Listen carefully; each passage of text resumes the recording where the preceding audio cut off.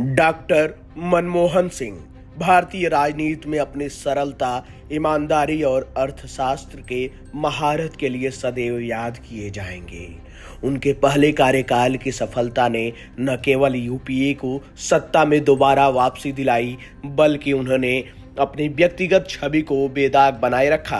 हालांकि दूसरे कार्यकाल में भ्रष्टाचार के आरोपों की छाया उनकी सरकार पर गिरी, लेकिन डॉक्टर मनमोहन सिंह हमेशा ही स्वच्छ और ईमानदार नेता के रूप में खड़े रहे। जनवरी 2014 में पत्रकारों से बातचीत करते हुए डॉक्टर मनमोहन सिंह ने कहा था, मैं यह नहीं मानता हूं कि मैं एक कमजोर प्रधानमंत्री रहा हूं। मैं ईमानदारी से मानता हूं कि इतिहास मेरे प्रति समकालीन मीडिया या विपक्ष की तुलना में अधिक उदार होगा। उनकी यह बात उनके दृढ़ विश्वास को दर्शाती है कि उन्होंने राजनीतिक मजबूरियों के बावजूद देश के लिए अपना सर्वश्रेष्ठ प्रयास किया। अगस्त 2005 में डॉक्टर मनमोहन सिंह ने संसद में 1984 के सिख विरोधी दंगों के लिए न केवल सिख समुदाय बल्कि पूरे देश से माफी मांगी। उन्होंने कहा, जो कुछ हुआ उसके लिए मैं शर्म से अपना सिर झुकाता हूं। यह उनका ऐतिहासिक कदम था जो विपक्ष के निशाने पर आने के बावजूद उन्होंने ईमानदारी से उठाया। वहीं डॉक्टर मनमोहन सिंह के दूसरे कार्यकाल के दौरान उनकी सरकार पर भ्रष्टाचार के गंभीर आरोप लगे।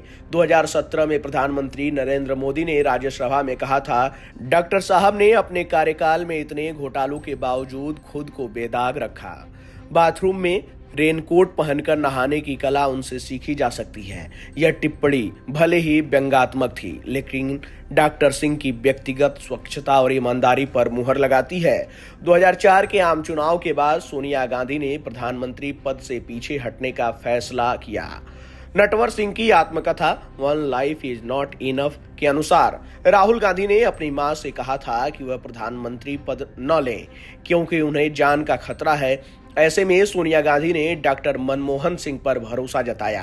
पूर्व अमेरिकी राष्ट्रपति बराक ओबामा ने भी अपनी किताब ए प्रॉमिस्ड लैंड में लिखा है कि सोनिया गांधी ने डॉक्टर सिंह को इसलिए चुना क्योंकि उनसे उन्हें कोई खतरा महसूस नहीं होता था। कई राजनीतिक विशेषज्ञों का मानना है कि यदि 2012 में प्रणब मुखर्जी को प्रधानमंत्री बनाया जाता और डॉक्टर सिंह को राष्ट्रपति के रूप में प्रमोट किया जाता तो स्थिति अलग ही हो सकती थी। वहीं मणिशंकर अय्यर ने अपनी किताब में लिखा कि मनमोहन सिंह की हार्ट सर्जरी के बाद उनकी कार्य क्षमता प्रभावित हुई थी, जिससे प्रशासन पर असर पड़ा।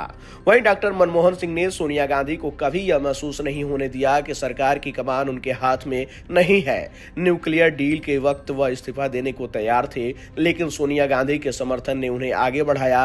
राहुल गांधी द्वारा दागी नेताओं वाले अध्यादेश का विरोध भी एक बड़ा विवाद था, लेकिन डॉक्टर सिंह ने इसे कुशलता से संभाला। डॉक्टर मनमोहन सिंह का राजनीतिक जीवन कई तरह के विरोधाभासों और संघर्षों से भरा रहा, लेकिन उनकी ईमानदारी, सरलता और देश हित के प्रति निष्ठा ने उन्हें भारतीय राजनीति में अमिट स्थान दिलाया। इतिहास उनका आकलन कैसे करेगा यह समय बताएगा, लेकिन उनकी उपलब्धियां और उनका चरित्र आने वाली पीढ़ियों के लिए प्रेरणा स्रोत जरूर बने रहेंगे।